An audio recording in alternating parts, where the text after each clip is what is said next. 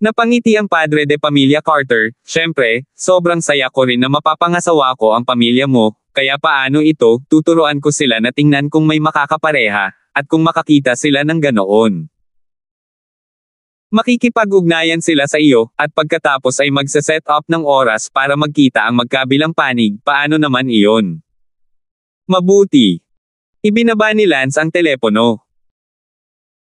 Agad itong inutusan ni Clan Carter, syempre hindi niya ito magagawa ng personal, kung si Lance, tiyak na siya mismo ang pupunta at magpapatakbo nito, ngunit inutusan lang ni Kent ang pamilya na gawin ito. Si Kent ay isang makamundong tao na walang kasanayan sa militar, kaya natural, ang kanilang pamilyang Carter ay makakahanap ng makakapareha. Kinabukasan, madaling araw, nakatanggap si Lance ng tawag. Hello, Senior Lance? Kumusta ka? Elder ako ng Carter family, tawagin mo lang akong Little Flower. Malumanay na sabi ng isang babae. Oh, hello, Elder. Sabi ni Lance. Ganito, nakahanap na kami ng 10 babae para kay Kent na kaparehas niya, kailan ka malaya, paano kung makipagkita kay Kent at pareho tayong magkita sa Dongyang County para sa isang blind date? Ngayon ay maayos. Okay. Then we'll keep in touch. Isang segundo upang tandaan na basahin ang libro. Agad na gamulong si Lance at bumangon. Lance, ang aga mo naman. Tio Kent, may gusto akong sabihin sa iyo. Ano ba, sabi mo? Tio Kent, hindi na maaantala pa ang trabaho mo sa buhay, nagkataon lang na medyo magaling ang pamilya Carter. Ito ang emperador sa lupa ng Tianan Province. Ang pamilya Carter ay may ilang magagandang babae, pumunta tayo sa Dongyang County ngayon. At magkita, tingnan kung may gusto ka sa kanila, at kung gayon, pakasalan mo sila. Lance, tumigil ka nga. Tio Kent, makinig ka sa akin. Lance, tigilan mo na nga yan. Ayoko nang maging door-to-door son-in-law, nakakalimutan mo, door-to-door son-in-law ako ng pamilya Chu, magaling pa naman ako sa ganito. Sabi ni Kent. Tio Kent, this time it's different. This time we're a marriage of equal status, not a door-to-door son-in-law, but they're marry a woman to you. Lance, huwag. Uncle Kent, makinig ka sa akin, gusto mo bang tumanda na lang mag-isa ng ganito? Hindi ka naman masyadong matanda, tutulungan kitang makondisyon pa ang katawan mo, pareho ka ng 35 taong gulang na prime, gusto mong mabalo sa murang edad. Ah, Lance, anong 35 taong gulang? Sinabi ni Lance, Tio Kent, ginawa kitang bata sa pamamagitan ng aking pamamaraan sa pagpapagaling, hindi mas madali na gawing mas bata ka ng 10 taon. Tio Kent, sige. Pumunta ka sa Dongyang County sa isang blind date, marahil, doon talagang babaeng tinutokso ka. Okay. Sa wakas ay tumango si Kent sa kanyang ulo. Gayunpaman, bago umalis, ni-detox ni Lance ang katawan ni Kent, pagkatapos ay pinalakas ang kanyang mga meridian at konstitusyon, pati na rin ang kanyang sigla ng balat at iba pa. Wala pang isang oras, si Kent ay talagang 10 taon na mas bata, bumalik sa 35 sa isang kisap mata. Tiningnan ni Kent ang kanyang sarili sa salamin, lahat ay medyo hindi makapaniwala. Lance, kahanga-hanga ka, 10 taon na ang nakalipas, ganito ako. Masayang sabi ni Kent, sino ba naman ang hindi magnanais na maging mas bata ng 10 taon? Ngumiti si Lance, Tio Kent, higit pa ang pagiging bata kaysa sa hitsura lang Kung gayon ano pa ang mayroon? Tanong ni Kent. Tumango si Lance, alam mo. Naunawaan ka agad ni Kent, medyo hindi makapagsalita. Sinabi ni Lance, Tio Kent, napakabata mo ngayon, 35 taong gulang pa lamang, kung hindi ka magkakaroon ng asawa, sasayangin mo ba ang iyong oras sa ganito? Lance, huwag mong dayin ang sarili mo, 45 na ako. Ang iyong katawan ay bumalik sa 35, 45 lamang ang iyong edad sa pag-iisip, sige, pumunta sa Dongyang County, blind date. Dumating sina Lance at Kent sa Dongyang County. Si Kent ay 10 taon na mas bata at mas gwapo, nagtataglay ng isang napaka-mature na alindog, at ang karaniwang babae ay hindi mapigilan ang alindog na iyon. Sa isang hotel, nagayos silang magkita. Unang nakilala ni Lance ang babaeng elder na iyon ng pamilya Carter.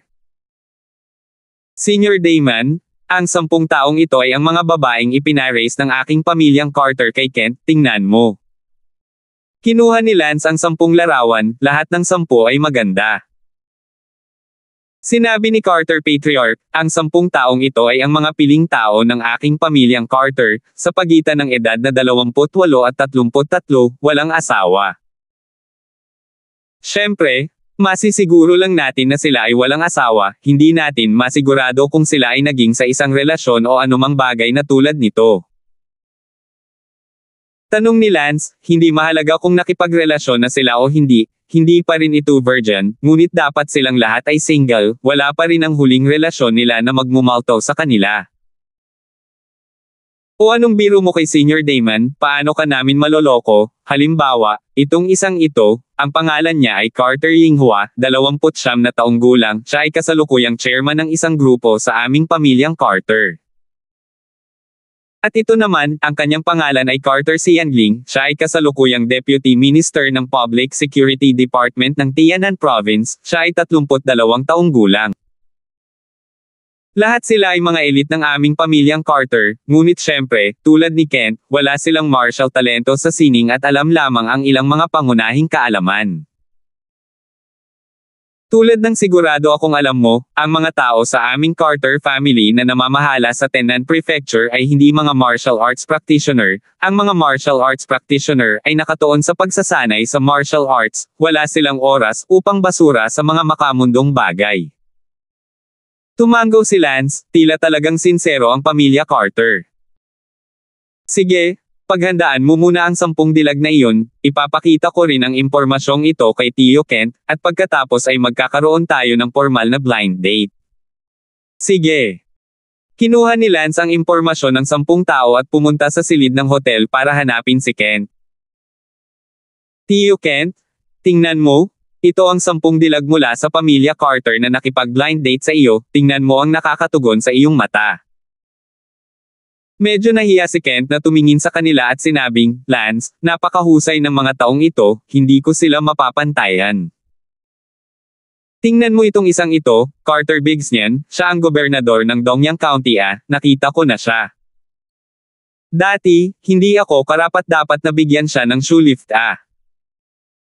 At saka, na-promote ako bilang mayor 2 araw na ang nakakaraan, at nagpunta pa ako sa pamahalaan ng Dongyang County para makipagkita sa kanya. Malapit nang lumundag ang puso ni Kent, dati siyang maliit na may-ari ng negosyo, hindi man lang siya karapat-dapat na mabuhat ng sapatos para sa iba. Ngunit ngumuso si Lance, Tio Kent, bakit kailangan mong maging masyadong mapangahas? Kung ano ang banggitin ay hindi karapat-dapat ang mga sapatos, kung hindi sila ipinanganak sa pamilyang Carter, sa palagay mo ba ay napakahusay ng mga ito?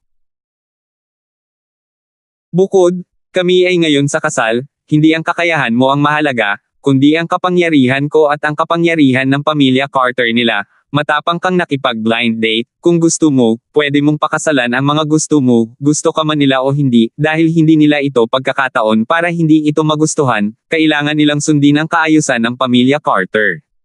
Sige. Tumango si Kent. Tio Kent, pagkatapos ay ibunyag mo kung alin ang gusto mo. Hindi maliwanag na tanong ni Don Zimmer. Ito. Sabihin mo. Medyo nahiya si Kent at itinuro ang babae sa isa sa mga larawan. Si J.N. Carter, 33 taong gulang, kasalukuyang ministro ng pananalapi sa pamahalaang bayan ng lalawigan ng Tianan. Sinabi ni Lance, Tio Kent, 33, medyo matanda, pumili ng mas bata. Lance, ang pagiging masyadong bata parang may generation gap itong si J.N. Carter na ito ay napaka-eye-catching. Okay, let's go with that. Kahit 33 na siya, maganda pa rin siya. Sabi ni Lance. 682. Ngumiti ng paumanhin si Kent, kung hindi dahil kay Lance, hindi niya pinangarap na mapasawa ang ministro ng pananalapi ng Tianan Prefecture.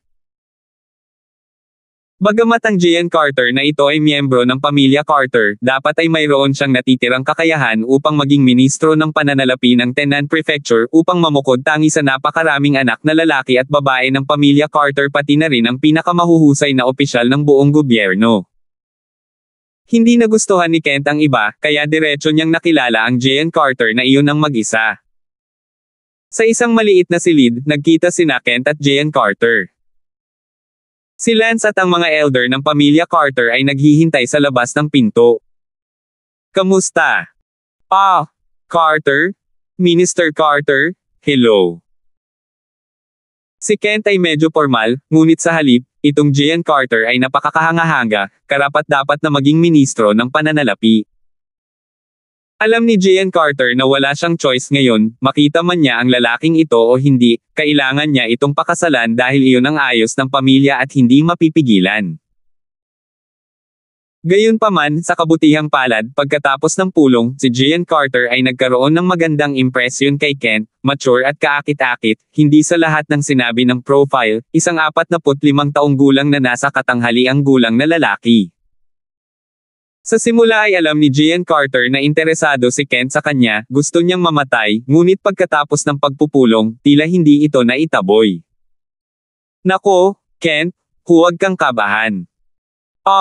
Mabuti. Kent, hindi ka mukhang 45, nasa 34, 35 ka lang. Tumawa si Gian Carter. Ako. Si Kent ay nagpapasalamat kay Lance dahil ginawa siyang mas bata ng 10 taon. Ang orihinal na akala ni Kent ay hindi na siya makakagalaw muli, ngunit nang makita niya si Gian Carter ngayon, ang kanyang maalikabok na puso, na matagal nang nakatatak, ay muling kumabog. Oh, Kent, wala ka bang masasabing kumpleto? Ikaw, ang ganda mo. Salamat. Bahagyang ngumiti si Gian Carter, bawat galaw ay puno ng hangin ng isang superior na tao. Kung napakaganda mo, bakit hindi ka pa kasal? Tanong ni Kent. Nako, kailangan mo bang mag-asawa ng maaga dahil lang sa maganda ka, hindi mo pa nakikilala ang tama, kaya madaling makarating sa edad na iyon. At ikaw, balita ko mayroon kang isang anak na babae. Oo, ngunit siya, may nangyari sa kanya sa sandaling ito. Medyo matigas ang tingin ni Kent. Iniisip kung tatutol ang kanyang anak kung mag-aasawa siyang muli ngayon, o kung hindi, magsisisi talaga siya para dito, ang dahilan kung bakit hindi niya ginawa. Gustong mag-asawang muli sa nakaraan ay dahil sa malamig na karamdaman ng kanyang anak, paano kaya siya ay nasa mood na magpakasal muli? Sige, Kent, I'm quite satisfied with you. Hindi pa naman ako bata, it's time to get married, and besides, if you only fuck me, I have no choice. Sinabi ni Kent, kung talagang hindi mo gusto, maaari kong kausapin si Lance. Huwag na, hindi mo ako pinapasama, ikaw lang. Tsaka may pakinabang naman ang pagpapakasal ko sa'yo, at least, tataas ang lahi ng pamilya ko sa pamilya, and it's pretty good. Oh. Ngumiti si Kent, alam din niya na ang malalaking pamilya ay mayroon ding napakaraming sangay, at ang katayuan ng iba't ibang sangay sa pamilya ay natural na nag-iiba. Ang kanyang kasal kay Kent, na may reputasyon ni Lance, ay magbibigay daan din sa kanyang mga magulang at ibang mga kamag-anak upang itaas ang kanilang katayuan sa pamilya at iba pa. Kaya lang, naakit sina Kent at Gian Carter sa isa't isa. Paglabas ng silid, si Kent ay todo ngiti at lubos na nagpapasalamat kay Lance, kung hindi dahil kay Lance, paano siya nakapagpakasal sa isang napakahusay na babae.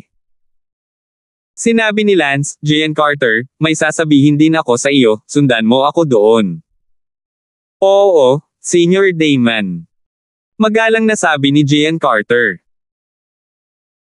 Bagamat si Gian Carter ay ministro ng pananalapi ng Tianan Prefecture, ito ay scum sa harap ni Lance, ngunit si Lance ay isang imperial na talento na maaaring maging pantay sa likas na amo ng kanyang pamilya, na isang pag-iral na kanyang tinitingala. Sa harap ni Lance, si Gian Carter ay magalang at hindi nang ahas na maging bastos sa anumang paraan.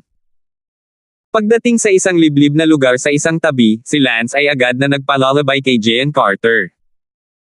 Tiyak na gustong makatiyak ni Lance. Gian Carter, handa ba akong pakasalan si Kent? Tanong ni Lance. Matapat na sumagot si Gian Carter, oo. Mayroon ka bang emosyonal na gusot ngayon? May boyfriend ka ba na nililigawan mo bago ka nilapitan ng iyong pamilya? Tanong ni Lance, alam ni Lance na sila, ang mga anak ng pamilya, ay walang karapatang pumili ng kasal, kung talagang gusto ng pamilya Carter na pakasalan niya si Kent, kahit idaos agad ang kasal, kailangan itong kanselahin.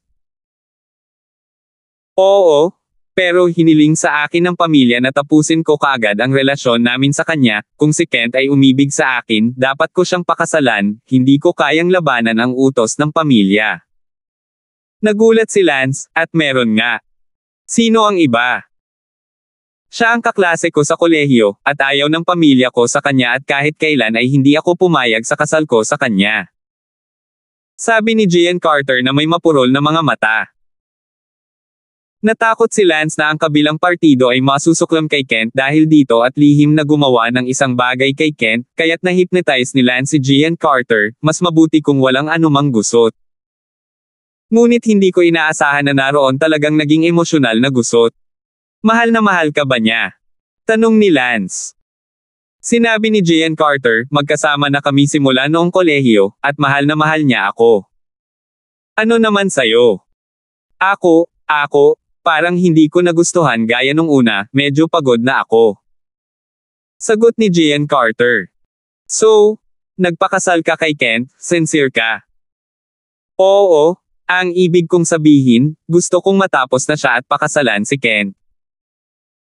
Pinitik ni Lance ang kanyang mga daliri, dinasarmahan ang oyayi. Natahimik si Gian Carter, ngunit wala siyang alam at naisip na lumapit lang siya at magalang na nagtanong, Senior Damon, ano ang gustong sabihin sa akin, pakisabi. Tinanong ni Lance, Gian Carter, sinsero ka ba sa pagpapakasal kay Kent? Oo. Kung gayon, kasalukuyan ka bang single? Mayroon bang mga emosyonal na kalakip? Tanong ni Lance. Sagot ni Gian Carter, hindi, I've been single. Huminto ang puso ni Lance, sinungaling, alam ko lahat tungkol sa iyo. Gayunpaman, dahil sinsero ka, bibigyan kita ng pagkakataong makipag-ayos kay Tio Kent, at kung ikaw pa rin ang pipiliin ni Tio Kent, wala na ako. Sabihin. Sige, Gian Carter, wala akong masabi, gusto ko lang sabihin sa iyo na tretuhin mo ng tapat ang Tio Kent ko. Huwag kang mag-alala Senior Damon, gagawin ko. Tumalikod si Lance at naglakad palayo, lumapit kay Kent at sinabi kay Kent, Tio Kent, may gusto akong sabihin sa iyo. Lance, sabi mo. Tahimik na sinabi sa kanya ni Lance na si Gian Carter ay palaging may kasintahan, isang kaklase mula sa kanyang kolehiyo, ngunit ang kanyang pamilya ay nag-aatubili na aprobahan at hindi nagpakasal, ngunit siya ay medyo napagod sa relasyon na iyon at ngayon ay tunay na handa na pakasalan si Kent.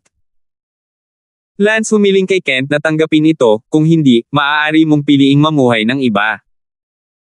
Sabi ni Kent, Lance, I don't mind, as long as she's genuinely willing. No way, Tio Kent. Dati pa may boyfriend ang mga tao baka natulog pa sa iisang higaan kasama ng dating kagabi, ito ay maaari mo ring tanggapin, o piliin ang isa, hindi ako naniniwala na piliin ang isa o may damdamin. Sa pagkakasalubong. Naku, Lance, may anak na ako, matanda na siya, paano ko siya maiinis para dito? Wala akong pakialam basta sincere siya at hindi pinilit ng pamilya, at sa totoo lang, nahulog ako. In love with her at first sight. Medyo namumula na sabi ni Kent, kumikinang sa second coming of love. Sige. Huminto si Lance sa pagsisikap na hikayatin siya, hanggat si Tio Kent mismo ang nagustuhan nito. 683. Kaya lang, nagkasundo si Kent at itong si Carter Gian. Dahil hindi alam ni Lance kung may oras pa siyang bumalik para sa kasal sa susunod na taon, sumang-ayon si Lance sa pamilya Carter na ang petsa ng kasal ay itatakda sa ika-28 ng taon, 2 araw bago ang bagong taon. Noong ika-28 araw ng bagong taon, idinaos ni Kent at Gian Carter ang kanilang kasal sa isang malaking hotel sa London City. Dahil ayaw ni Kent na maging masyadong high profile, ang kasal ay medyo simple din ang pagdaraos. Tio Kent, Tita Carter, binabati kita, hiling ko sa iyo ang 100 taon ng mabuting kalooban at maagang pagsilang. Ngumiti si Lance at sinabi kina Kent at Jean Carter. Mukhang napahiya si Kent, sinabihan siya ni Lance na magkaroon ng maagang anak, ayaw na niyang magkaroon ng mas marangal na anak. Sinabi ni Jean Carter, salamat, Senior Damon. Tita Carter, dahil asawa ka na ngayon ng Tio Kent ko, natural lang na Tita Carter ang itatawag ko sa iyo, sinundan mo rin si Tio Kent at tawagin mo akong Lance, sana hindi mo mabaygo ang Tio Kent ko sa hinaharap at mamuhay ng maayos siya. Mabuti, Lance. Here's to your early birth, cheers. Bahagyang ngumiti si Lance, pagkatapos, naglagay ng speaker, nakarating ito sa tenga ni Jean Carter, alam ko ang lahat tungkol sa iyo at sa boyfriend mo sa kolehiyo, kung maglakas loob kang gumawa ng mali kay Tio Kent sa likod ng kanyang bumalik, dapat alam mo kung ano ang gagawin ko, Tita Carter. Nagbago ang mukha ni Jean Carter, ipinasa ni Lance ang mensahe sa kanya, walang ibang nakakaalam. Bahagyang tumango si Jean Carter kay Lance. Sa simpleng kasal na ito, nagpakasal din si Jean Carter sa pamilyang Brown at magdiriwang ng bagong taon kasama si Kent ngayong taon. Sa isang kisap mata, bisperas na ng bagong taon. Sa ika-30 araw ng bagong taon, ang mag-asawang Lance at Kent, kasama sina Bella, Sarah, Mina, at ilang iba pa ay magkasamang ginugol ang bagong taon. Sa ikalawang araw ng unang buwan, umalis si Lance sa London City kasama sina Bella at Sarah, at bumalik sa Starling City. Dahil siya ay oiliary minister na ng 40 prinsipe, hindi masyadong maluwag si Lance, at bumalik kaagad pagkatapos ng bagong taon, at ngayong may asawa na rin si Kent, si Lance ay medyo naging komportable sa kanya. Kahit isa ay walang nang ahas na saktan siya sa saklaw ng Tianan Prefecture. Pagdating sa Starling City, agad na pumunta si Lance sa bahay ng 40 prinsipe. Ang aking mga nasasakupan ay nagbibigay ng kanilang paggalang sa kamahalan 40, bumabati sa kamahalan 40 ng manigong bagong taon at isang bagong hakbang pasulong. Hahaha, Kuya Damon, no need to be polite, ikaw din, Happy New Year, bakit ang aga mong dumating? Nandito ako pagkatapos ng bagong taon, walang saysay na bumalik sa bahay. Sabi ni Lance.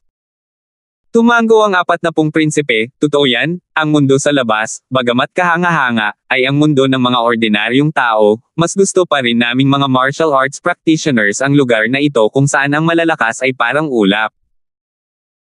Tumango si Lance, talagang hindi masyadong masaya ang bumalik sa London City, lahat ay nanghihina.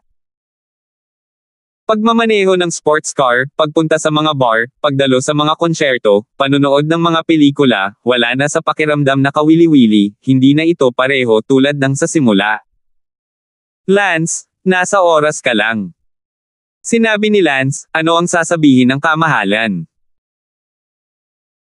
Lance, may kabuuang 100 tao ang nagparehistro para sa International Student Quota, at kabilang sa daan-daang mga tao na ito, mayroong early innate, mid-innate, late innate, pati na rin ang mga toxic spellcasters, charmers, sound spellcasters, archery spellcasters, in short, all kinds of similar geniuses.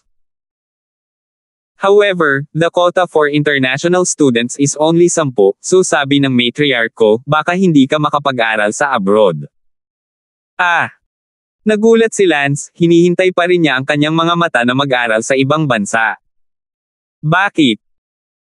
Lance, napakaraming mga henyo, ngunit ang kota ay 10 na lang, at marami rin ang mga relasyon. Ang mga relasyon ay espesyal na inaprobahan ng emperador, inabawas ang mga relasyon, natatakot ako na mayroon na lamang 5 kota na natitira, napakarami. Mga tao, sinabi ng aking ina na asawa na ang posibilidad na ikaw ay mapili ay masyadong maliit, at ang aking ina na asawa ay binibigyan ka lamang ng isang mahusay na pag-iingat na pagbaril ng maaga. Ako ay isang double genius, at wala akong magagawa tungkol dito. Truth be told, hindi lang ikaw ang double genius. Mukhang punong-puno ng talento ang North Empire. 40 Your Highness, kung magdadagdag ako ng isa pang titulo ng Imperial Talent, may pag-asa pa ba? Lance, wala ka na bang talent? Bakit hindi mo sinabi kanina? Sinabi ni Lance, hindi ito eksaktong talento, ngunit sumagi sa isip ko na maaari kong hamanin ang Enchanted Spiritist. Lance, wala kang talent sa lugar ng isang Vertigo Master, nakakatakot ka rin. Nagulat ang 40 prinsipe. Si Lance ay orihinal na walang kontak sa aspetong ito, ngunit sa pamamagitan ng pagkakataon sa Glazed Kingdom, natutunan niya ang isang Oyai, na may parehong epekto sa mesmerism, o kahit na, ang epekto ng Oyai ay magiging mas mahusay, kahit na mas mahusay kaysa sa Leslie Smith. Kaakit-akit na sining, tama. Dagdag pa rito, ang lakas ng pag-iisip ni Lance ay lubos na pinahusay, na nagpabuti rin ng lullaby ni Lance. Ang lullaby ni Lance ay naisagawa na sa 7th antas. Sa huling pagkakataon na siya ay nasa Glazed Kingdom, si Lance ay nag-ensayo lamang hanggang sa 5th antas, at sa oras na iyon, ang Oyai ni Lance ay maaari lamang makitungo sa Hautian Realm. Ngunit ngayong nag-ensayo na siya hanggang sa 7th antas, si Lance mismo ay hindi alam kung gaano kalakas ang isang likas na eksperto na kaya niyang harapin. Marahil, hindi na magiging problema ang late innate. Bukod dito, naramdaman din ni Lance na parang hindi siya malayo sa 8th antas ng lullaby. Kaya, hindi ba ito nangangahulugan na si Lance ay itinuturing na isang Vertigo Master? Marahil, si Lance ay may talento sa simula, ngunit si Lance mismo ay hindi alam ang tungkol dito, kung hindi, paano pa matututo si Lance kung paano tumugtog ng mga lullabies? Lance, isa kang henyo. Kung makakakuha ka ng 3 titulo ng Imperial Talent, tiyak na makakapag-aral ka sa ibang bansa. Hindi pa huli ang lahat, dapat kang pumunta sa Enchanted Soul Masters Union ngayon din. At tasahin ang iyong ranggo ng Enchanted Soul Master, hanggat naabot mo ang titulong 8th grade Enchanted Soul Master, magagawa mong makuha ang titulong Imperial Talent. Ang isang 8th grade mesmerist ay katumbas ng isang maagang likas na eksperto. Mabuti. Tumango si Lance at agad na pumunta sa Enchanted Soul Masters Union. Personal na sinamahan ng 40 prinsipe si Lance dahil masyado rin siyang nabigla, itong si Lance, kung talagang makukuha niya ang titulo ng 3 Imperial Talents, talagang pambihira, napakaswerte niya para makapag-recruit ng ganoong Oyliari Minister. Dumating si Lance sa Vertigo Masters Union. Greetings to the 40 princes. Maraming tao ang abala sa pagbibigay galang. Sige, hindi na kailangang maging magalang, ngayon ay sasamahan ko ang aking Oyliari talent, si Lance, upang i-assess ang mesmerist rank. Hindi ba si Lance ay isang dual genius sa healing at martial cultivation? Hahaha, oo. Pero may talent din si Lance sa mesmerism, kaya tigilan mo na ang pagmamaktol at magsagawa kaagad ng assessment. Oo. Labis na nagulat ang mga tao mula sa Vertigo Union, itong si Lance ay masyadong hindi karaniwan, isa na siyang double genius, gusto ba niya ng 3 araw lang? Isang mesmerist na nasa 9 na baitang ang nagsabi kay Lance, Lance, susuriin ko ngayon ang antas ng iyong pagiging mesmerismo. Mayroong mga tagapagturo ng mesmerismo mula 1 hanggang 8 baitang dito, maaari kang pumili ng isa ayon sa gusto mo, kung sino ang manalo sa hamon. Ikaw ay isang mesmerist kahit anong grado. 684. Tumango si Lance at pumili muna ng 6-piece ecstasy mentor, hindi alam ni Lance ang sarili niyang level, kaya magsimula tayo sa mababa. Nagsagawa ng lullaby attack si Lance sa 6th grade Lost Soul mentor na iyon. Sa sumunod na segundo, nahulog ang 6th grade Lost Soul mentor na iyon, nawala ng malay. Nagulat ang 9 na baitang iyon na nakakabighaning tagapagturo na namamahala sa pagtatas at bumagsak sa 1 segundo, na nagpakita na ang antas ni Lance ay higit na lumampas sa antas ng 6 na baitang. Nagpatuloy si Lance sa mas mataas na pagpipilian. Kung gayon, dumiretso na lang tayo sa 8th grade Mesmerized Spirit Mentor, di ba? Sabi ni Lance. Ang 8th grade Lost Soul Mentor na iyon ay lumabas at sinabing, Lance, mangyaring payuhan, Itong 8th grade Lost Soul Tutor, sa sandaling sinabi niya na pakiusap, natamba siya.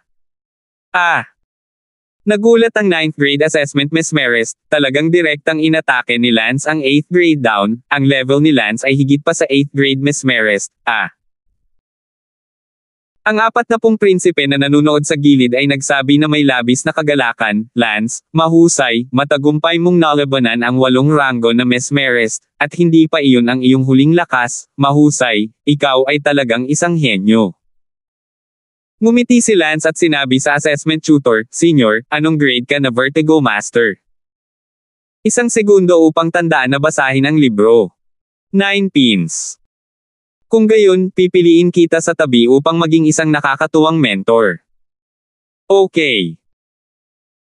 Ang mentor sa pagtatasa ng 9 na baitang iyon ay tumango, ang kanyang puso ay medyo nalungkot kay Lance, dahil si Lance ang nagkusa na imungkahi na siya ang target ng pagtatasa, at si Lance ay napakalakas, ang kanyang puso ay sobrang inggit din, siya ay higit sa 80 taong gulang na, at 9 na baitang Mesmerist pa lamang, ngunit si Lance ay ilang taong gulang pa lamang, may matinding selos sa kanyang puso, tama ba? Senior, sisimulan na kitang salakayin. Agad na inatake ni Lance ang 9 na baitang Mesmerist sa kanyang harapan gamit ang isang oyai, habang ang kabilang partido ay inatake din si Lance, at sa ilalim ng pag-atake ng mutual Mesmerist, kung sino ang manalo ay ituturing na panalo. At ngayon lang, tinaya ni Lance ang 6 na baitang pati na rin ang 8th grade na nakakabighaning spirit mentor, at wala silang oras para salakayin si Lance, ibig sabihin, hindi sila kalaban at hindi man lang magkaroon ng pagkakataon na gumawa ng isang hakbang. Lumipas ang 2 segundo. Biglang tinakpe ng matanda ang ulo niya at napasigaw. Bang! Wala pang 10 segundo, natamba ang matanda, ngunit, hindi nahimatay, mukhang nalilito. Si Lance ay tumingin kay Lance nang may takot, siya ay isang 9th grade Vertigo Master, ngunit siya ay katumbas ng isang Mid-Innate Master, natalo niya ang maraming Mid-Innate Masters. Ngumiti si Lance, I'm sorry, Konsi, parang dapat akong maging Mesmerist ng 10 baitang, 10 na naman, ang healing technique ay 10, at ang nakakaakit na technique ay 10 din, hindi mo ba ako mabibigyan ng 11 grado? Ang ilang mga Soul Master sa eksena ay tumingin kay Lance na may paninibugho at paghamak, dahil ang sinabi ni Lance ay masyadong mapagpanggap, masyadong maput, 2 domain ang umabot sa 10 baitang, ngunit siya ay nagsisisi pa rin kung bakit hindi siya nakarating sa isang 11 baitang, ang mundo ay hindi pa nakakita ng ganoong mapagpanggap na paghahambing. Tumawa ang 40 prinsipe, Lance, congratulations, assessment bilang isang 10th grade enchanter. Hehe. Salamat, kamahalan. Hindi na muling nag-appraise si Lance, dahil naramdaman niyang dapat siyang maging lakas ng 10 baitang, 11 baitang ay imposible, kung 11 baitang, pagkatapos ay ang 9 na baitang. Nawala ng malay si Mesmerist. Siyempre, kung ang hypnotic na kanta ni Lance ay isagawa hanggang sa 8 antas, maaari siyang maging isang Mesmerist sa 11 baitang, at pagkatapos, marahil kahit na ang pinakamalakas na katutubo ay maaaring lumaban. At ang araw na ito ay hindi malayo, dahil si Lance nadama na ang 8 antas ng kanyang hypnotic na kanta ay hindi malayo sa pagsasanay. Matagumpay na nakuha ni Lance ang kanyang sertipiko bilang 10th grade Ecstasy Master, at pagkatapos ay kinuha ito at nagtungo sa Genius Trade Union. Kunin ang titulong Imperial Talent ng Vertigo Master. Kaya lang, nakuha ni Lance ang 3 titulo ng Imperial Talent. Sa Lance, may 3 titulo ng Imperial Talent ngayon, Martial Cultivation Imperial Talent, Healer Imperial Talent, at Enchanted Soul Master Imperial Talent. Kumalat ang bagay na ito nang wala sa oras. Sa bahay ng ika-42 na prinsipe. Ano? Si Lance, ang aliping iyon ng aso, ay muling nakakuha ng titulong Enchanted Spiritualist Imperial Talent. Oo, bastyusin mo itong aliping aso, bakit napakalakas nitong aliping aso? Your Highness, sa oras na tinanggihan niya ang iyong solicitation, hindi ko akalain na magiging ganito siya kagaling. Umalis sa bibig ang ika-42 na prinsipe, itong bagay na aso, hahayaan kitang wala ng buhay, gusto kong makita kung gaano pa rin siya kagaling. Prinsipe 42, ano ang gusto mo? Hindi ba pwedeng pumatay ng aso ang prinsipe ko? Sa isang mansyon sa Starling City, ang mansyon na ito ay tinawag na Smith Mansion. Miss, ang iyong possessed soul division ay gumawa ng isa pang Imperial Talent Title Genius. Hindi pwede. The last time you assessed to become an 8th grade mesmerist, I didn't expect that another genius mesmerist will appear so soon, and he's even better than you. Sino? Hindi ako naniniwala, ang babaeng ito ay 19 na taong gulang pa lang, umabot na sa ika-8 baitang mesmerist. Hindi ako naniniwalang may makakalampas sa akin, nanalo ako ng unang pwesto sa kompetisyon ng kabataang mesmerist noong nakaraang taon, hinahangaan ako ng buong lungsod ng Starling, naging mesmerist sa ika-8 baitang sa edad na 19 na taong gulang, nagtatamo ng talento ng imperial, iba pang mga tao, na natamo lamang ang aking tagumpay sa edad na 24. At sa oras na ako ay 24, maaaring ako ay ika-9 na baitang Lost Soul Master. Pagmamalaki ni Leslie Smith, hindi siya kumbinsido nang marinig na may mas magaling pa sa kanya. Sa katunayan, ang katanyagan ni Leslie Smith ay nagkaroon din ng kaunting kaguluhan sa Starling City mula noong siya ay nanalo sa unang pwesto ng Batang Mesmerist noong nakaraang taon, kaya't si Leslie Smith ay ipinagmamalaki sa loob, at ang kanyang pamilya ay nakatuon din sa kanyang paglilinang at nag-apply sa imperyo para ipadala siya sa Star Ocean Academy. Miss, talaga. Hindi ako naniniwala, ilang taon na siya. 20 taong gulang.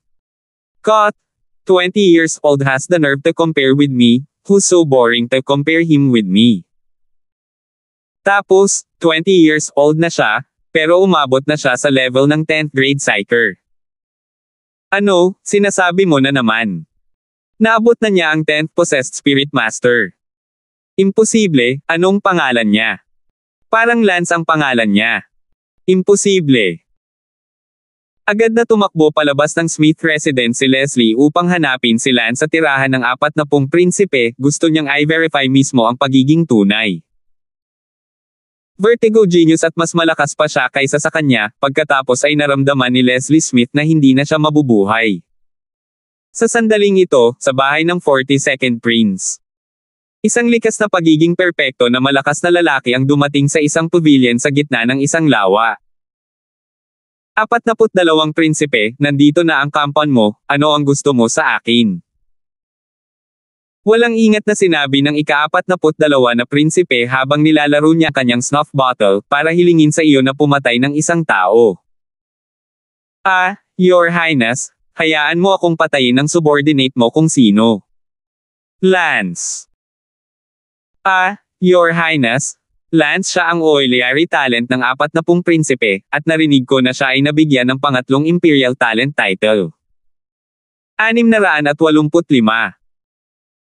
Dahil napanalunan niya ang titulong pangatlong talento ng Imperial kaya lalong nagalit ang prinsipe na ito sa asong ito, ang asong ito ang unang ni-recruit ko sa unang lugar, ngunit nagkaroon siya ng mga mata at tainga na tanggihan ang aking pagre-recruit at pinalayas. Ang prinsipe na ito ay nagsisi na hindi siya pinatay sa oras na iyon, ngunit hindi mahalaga, ang prinsipeng ito ay kayang patayin ang asong ito kahit ngayon. Bumalik ka sa akin. Ito. I told you did not you hear me? And be smart about things, you know what I'm going to say, so go. Yes, Your Majesty. Tumango si Ramses Liao at lumabas ng pavilion. Bumantong hininga ang 42 prinsipe, Lance, kahit gaano ka katalino, aso ka lang. Sa bahay ni Lance. Maya-maya ay may kumatok sa pinto. Binuksan ni Sarah ang pinto sa kanyang tahanan, tanging isang magandang babae ang kanyang nakita. Hello, sinong hinahanap mo? Girlfriend ka rin ba ng kapatid ni Lance? Tanong ni Sarah. Anong kalokohan mo, sinong girlfriend niya? Naku, pasensya na. Akala ko kasi girlfriend ka niya, at nang marinig kong napakagaling ng kapatid kong si Lance, nagmadali akong hanapin siya.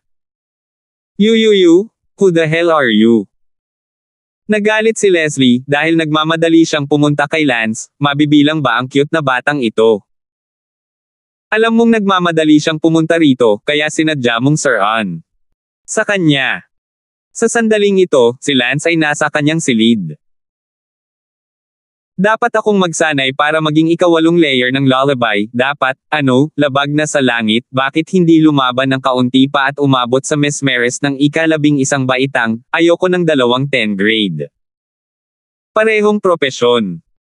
Si Lance ay mabangis na nagsasanay sa ikawalong antas ng Oyayi. Sa pamamagitan lamang ng pagsasanay hanggang sa ikawalong layer, si Lance ay maaaring maging isang pang-11 baitang mesmerist, at gayon paman, si Lance ay lumalaban na sa mga mata ng maraming tao ngayong nakakuha na siya ng 3 titulo ng talento ng imperial, kaya bakit hindi na lang ang butil ng kaunti pa? Ang pag-abot sa ika-11 baitang mesmerist ay magbibigay daan sa kanya na lumaban sa mga likas na perpeksyonista, bagamat maaaring hindi siya manalo sa labanan, maaari man lang siyang lumaban ng hindi nababahala na mapatay ng mga likas na perpeksyonista. Matakot na makubkob ng higit sa 2 nahuling katutubo, ngunit hanggat naabot niya ang ika-11 possessed spirit master, si Lance ay hindi matatakot na makubkob. Magsanay, magsanay, magsanay. Si Lance ay napuno ng kumpiyansa, kailangan niyang magsanay. Pagkaraan ng ilang sandali, tumawa si Lance ng malakas, nag-practice, ang ikawalong antas ng Oyayi, ang prinsipeng ito ay nag-practice, tumahimik, nagkamali. Biglang tinakpin ni Lance ang kanyang bibig, madalas marinig ang mga prinsipeng iyon na tinatawag ang kanilang sarili na prinsipe, na ito, ang kay Lance. May problema sa pandinig ang mga tenga, dahil sa sobrang excited at walang iniisip na pagsasalita, lumabas talaga siya kasama ang prince na ito, kung ito ay naibalita, malaking bagay na.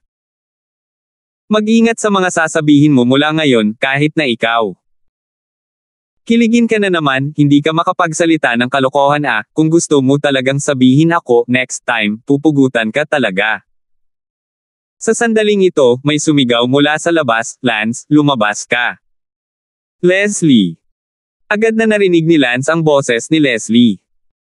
Hoy, Leslie Smith, bakit mo ako hinahanap?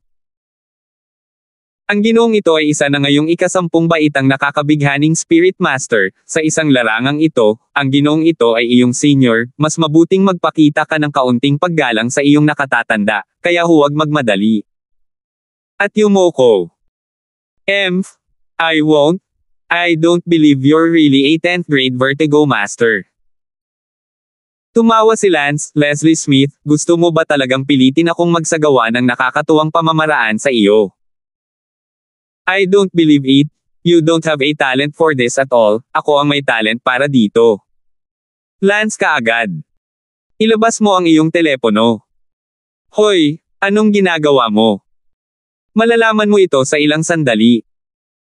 Binuksan ni Lance ang kanyang video sa telepono, pagkatapos, si Lance ay nagsagawa ng Oyayi na pag-atake kay Leslie. Leslie, halika, sumayaw ka ng kaunting mansanas. Thud, akin ka, munting mansanas, kung paano ka mahalin ay hindi sobra, apoy-apoy. Sa isang tabi, tinakpan ni Sarah ang kanyang bibig at tumawa, si Leslie ay talagang sumasayaw ng isang maliit na mansanas. Makalipas ang 1 minuto, itinaas ni Lance ang Oyayi. Ano ang ginagawa ko? Tila natauhan si Leslie. Kanina lang pinasayaw ng kapatid ni Lance ang Little Apple. Imposible. Namutla ang mukha ni Leslie. Inihagis ni Lance ang video ng cellphone kay Leslie Smith, tiningnan ito ni Leslie Smith, natulala ang buong tao, siya, talagang sumasayaw siya ng Little Apple, at dahil wala siyang alam sa kanta at sayaw, kumanta siya ng wala sa tono, kahit na mali ang lyrics. Sinabi ni Lance, Leslie, napakatalino mo sa pagsasayaw. Tama, iniisip ko kung ang Genius Union ay may talento sa Dancing Empire, o maaari kang mag-apply para sa isa. Lance, ikaw, isa ka talagang mesmeriste sa ika-10 baitang. Sabi ni Leslie na may hiya at galit. Sinabi ni Lance, Mali, hindi ako isang Enchanted Soul Master sa ika-10 baitang, ako ay Enchanted Soul Master sa ika-11 baitang. Nanatili roon ang buong katawan ni Leslie Smith. Leslie Smith, mas nasaktan ako sa pagpapasayaw sa iyo ng munting mansanas ngayon, ngunit ikaw ang dapat humingi sa akin ng pag-verify, kaya ikaw ang nagdala nito sa aking pintuan, para magawa mo, blame me. Okay, I don't have time to entertain you right now, I have to go solidify it. Tumalikod si Lance at pumasok sa kwarto. Tiningnan ni Leslie Smith ang video sa phone ni Lance, naasar talaga siya. Siyempre, naramdaman din ni Leslie Smith sa kanyang sarili, ang mapagmataas na puso na napanatili pa rin, ay biglang nabasag, sa larangang kanyang pinaggalingan, mas mababa pa siya kay Lance, nawala ng malay si Leslie Smith at lumayo. Pagkalabas ng bahay ni Lance, si Leslie Smith ay kumuyam ang kanyang mga ngipin at sinabing, hindi ako papayag, hahanapin ko ang aking Panginoon, ang aking Panginoon ay malalim at walang kaalam-alam, gusto kong turuan ako ng aking Panginoon ng Lance. O turuan ako ng mas malalim na kaakit-akit na mga diskarte. Si Leslie Smith ay umalis sa Starling City. Sa oras na ito, isang lalaking may perpektong likas na talento ang nakahiga na nakapiring sa mga tile ng bubong ni Lance. Lance, hindi mo rin ako masisisi, sumusunod lang ako sa utos, pagkatapos mong mamatay, hanapin mo si Prince Ivan, siya ang gustong pumatay sa iyo, hindi ako. Pagsabi noon ay lumipad pababa ang lalaking may perpektong likas na talento. Si Lance ay nasa bahay, ngunit hindi niya napansin ang malakas na lalaki na nakahiga sa bubong, na hindi masisisi kay Lance, na ikinukumpara ang lalaki sa lalaki na innate perfection, habang si Lance ay nasa gitna ng innate perfection, isang pagkakaiba ng dalawang realms. Ang pagkakaiba sa pagitan ng dalawang realms ay hindi maliit, nang walang mga espesyal na pagkakataon, ito ay isang bagay na aabutin ng hindi bababa sa 20 taon upang linangin, at ito ay isang henyo pa rin. Anong tao? Nagulat si Lance nang makita ang isang lalaking nakatayo sa kanyang silid at agad na tumayo. Lance, nandito ako para kunin ang buhay mo ngayon. Sabi ng lalaking nakamaskara. Nagbago ang mukha ni Lance, sa sikat ng araw, isang matandang lalaki na may perpektong likas na talento ang dumating upang kitilin ang kanyang buhay, na napakatapang. Walang pag-aalinlangan, tiyak na inutos ito ng ilang prinsipe. Kitilin ang aking buhay, bakit hindi ka maglakas loob na makilala ang mga tao sa iyong tunay na mukha? Lance, walang kwentang magsalita ng marami, ngayon ay malapit nang magwakas ang buhay mo, hindi mo ako masisisi, kaya lang masyado kang matalas, magpatuloy ka. 686. Pagkatapos sabihin iyon, ang nakamaskara na malakas na lalaki ay pinatay patungo kay Lance. Si Lance ay palaging mapagbantay at walang anumang kapabayaan, at nang makita niyang umaatake ang kabilang partido, hindi nagatubili si Lance na gawin iyon. Siyempre, si Lance ay nag-cast ng Oyayi, at nagkataon na naabot niya ang ika-8 antas ng kanyang pagsasanay sa Oyayi, kaya't kunin natin ang matandang ito na may perpektong likas na talento at subukan ito. Si Lance ay may tiwala sa kanyang sarili, kahit papaano ay tiwala si Lance na hindi siya papatayin. Lullaby.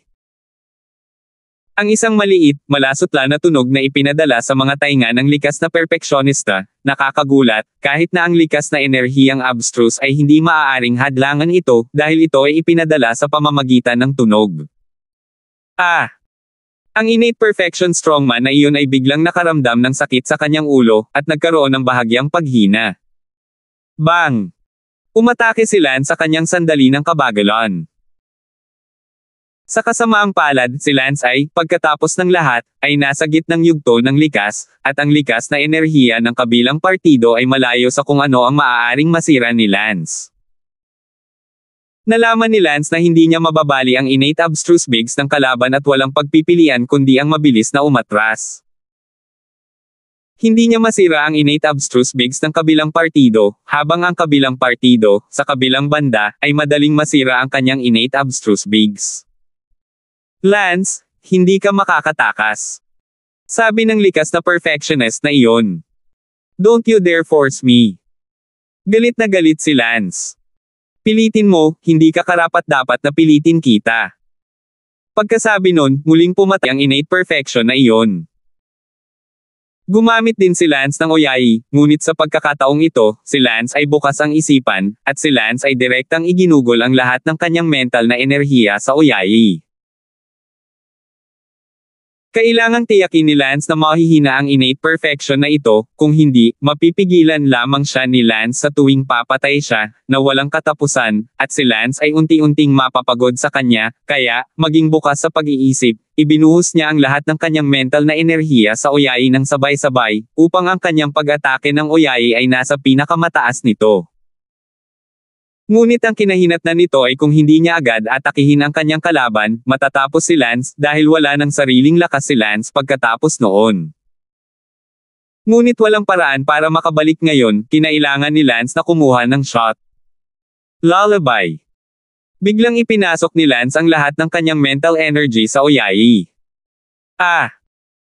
Ang likas na pagiging perpekto ng matandang iyon ay hindi makapaniwalang tumingin kay Lance, naramdaman niyang may kung anong humihila sa kanyang kaluluwa. Sa susunod na sandali, ang likas na pagiging perpekto ay nagdilim ang mga mata ng matandang lalaki at siya ay nahulog.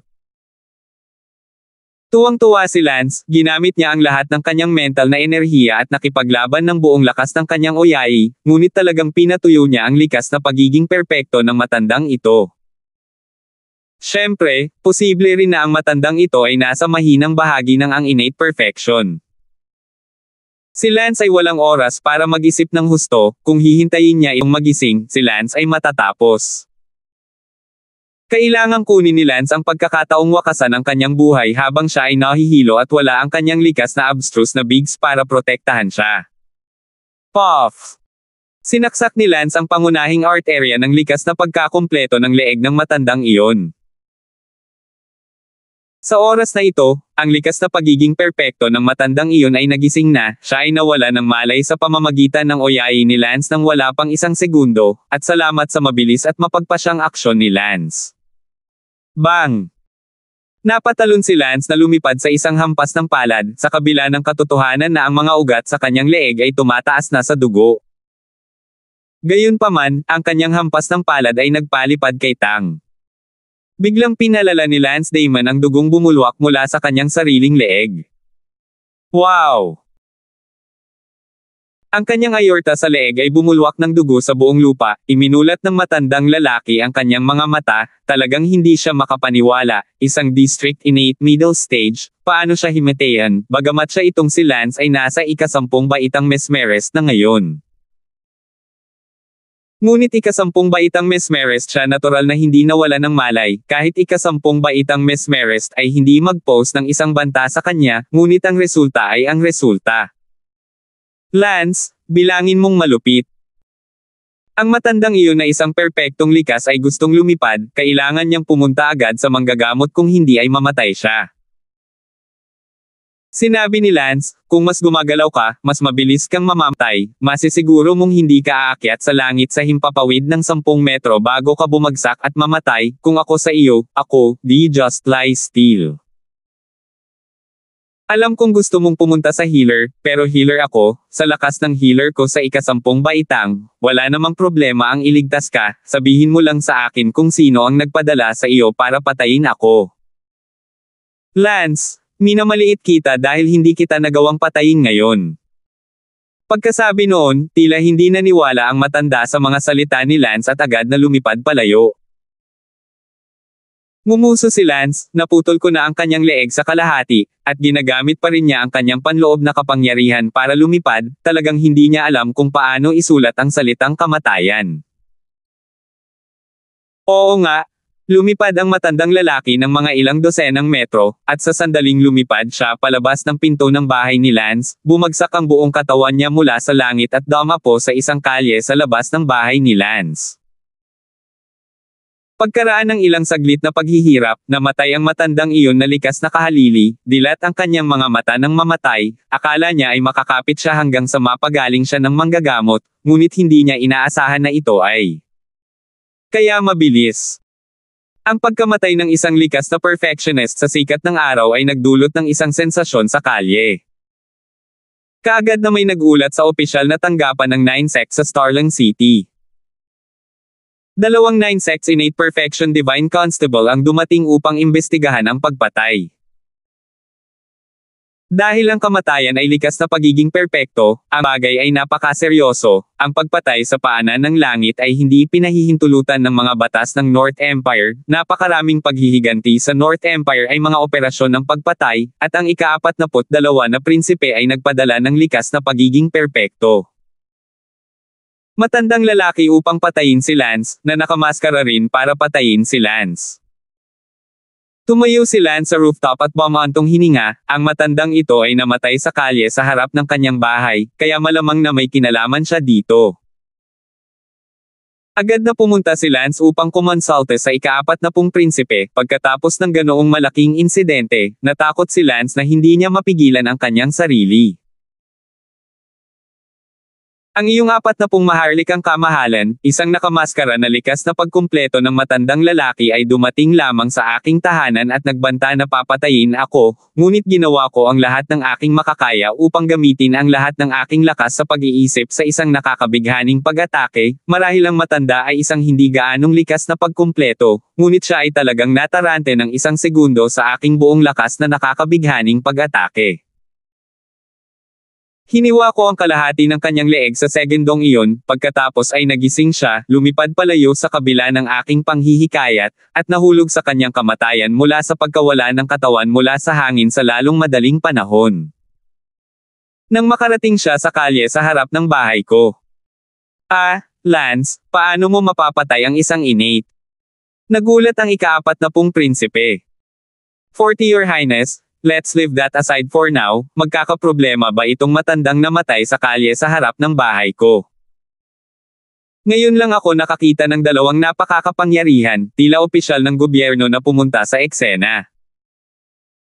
Sinabi ng 40 prinsipe, sila ang mga Diyos na nag-aresto sa 9 na sekta ng lungsod ng Starlang. Ang 9 sectors.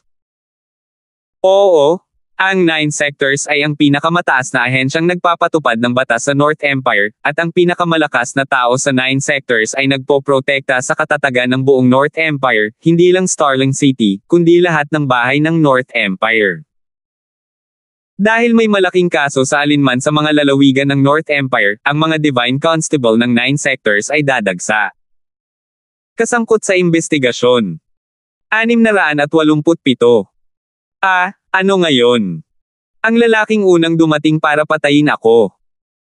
Let's take it one step at a time. By the way, sinong nagtangkang pumatay sa'yo? Umiling si Lance at sinabing, hindi ko alam, sinabi ng matandang iyon na may perpektong likas na talento na gusto niya akong patayin sa sandaling nakilala niya ako. Ngumuso ang 40 prinsipe, bumalik ka muna, may ipapadala ako sa 9 sects para alamin kung sino ang namatay, at malalaman natin kung sino ang nagpadala sa kanya para patayin ka. Mabuti. Sa sandaling ito, sa bahay ng 42nd Prince. Report Your Highness, may malaking nangyari. Anong nangyari? The 9 doors ask you to go there is a murder case that you need to assist in investigating. Nagsalubong ang mga kilay ni Prince Ivan, isang kaso ng pagpatay, anong kaso ng pagpatay ang may kinalaman sa akin? Oo, si Rams. Hindi ba siya pumunta at pinatay ang asong iyon na si Lance? Your Highness, Ramsilio died on the street, so the 9 sects asked you to assist in the investigation. Nagulat si Prinsipe Ivan, paano ito posible, si Ramses Liao ay isang innate perfectionist, paano siya mamamatay? Your Highness, nasa 9 sects pa rin ang bangkay niya. Pumunta siya upang patayin si Lance, walang paraan na mapatay siya ni Lance, maaaring ang 40 prinsipe ang pumatay sa kanya. Ang bastos na iyon na si Yan Weng, may lakas ng loob siyang patayin ang aking mga tao, pumunta sa Department 9. Sa sandaling ito, sa tahanan ni Lance. Dumating si Brenda pagkatapos ng bagong taon, pumasok si Brenda sa looban ng bahay ni Lance, kung saan naghihintay sina Sarah at Bella sa pagbabalik ni Lance. Ate Biggs, nandito ka na. Sigaw ni Sarah nang makita niya si Brenda.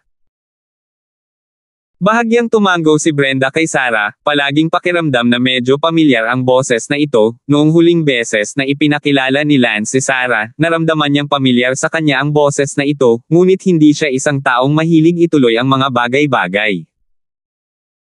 Kaya hindi niya malalaman kung nakita niya ito o hindi sa isang lugar o isang bagay, dahil hindi niya kilala ang taong ito sa kanyang isip. Sa pagkakataong ito, dumating siya pagkatapos ng bagong taon, nananatili pa rin muna sa bahay ni Lance, at muling tinawag ng babaeng ito ang kanyang kapatid na si Biggs, na nagparamdam sa kanya na muli siyang pamilyar. Tumingin muli si Brenda kay Bella, at mahinang tumango din sa kanya, hindi nagsasalita, hinayaan siyang pumunta sa kwartong tinutuluyan niya. Sa loob-loob na sinabi ni Bella, si Brenda ay talagang malungkot na tao casual na tumango ang kanyang ulo bilang pagbati, at pagkatapos ay hindi nagsalita, agad na bumalik sa kanyang sariling silid. Muling sumigaw si Sarah, Ate Biggs, hindi mo ba talaga narinig ang boses ko o sadyang hindi mo ako pinansin? Hindi ko talaga sinasadya that time. Anong sabi mo? Nagsalubong ang mga kilay ni Brenda. Sister Biggs, mukhang nakalimutan mo na talaga ako. Well, naalala mo ba, noong killer ka, may kilala kang kaibigan, tinatawag na hacker Sarah. Gulat na tumingin si Brenda kay Sarah, sa sandaling ito, tila naaalala niya, hindi nakakagulat na medyo pamilyar ang boses ni Sarah. Hehe, Sister Biggs? I'm Sarah Biggs? Kaya hindi mo narinig boses ko Akala ko sinasadya mo akong hindi pinansin, that time pumunta ka sa palanan para mag-mission, hindi naman sa hindi ako tumulong. Ikaw? Pero may something ako sa totoong buhay, sobrang hindi ako mapakali at balisa nung mga oras na yun, tapos nag-slow down ako, hindi nakita makontak, tapos hindi ko na hinanap ulit yung information mo. Ikaw ang hacker na pinangalan ng hacker Sarah. Paano ito posible, bata ka pa?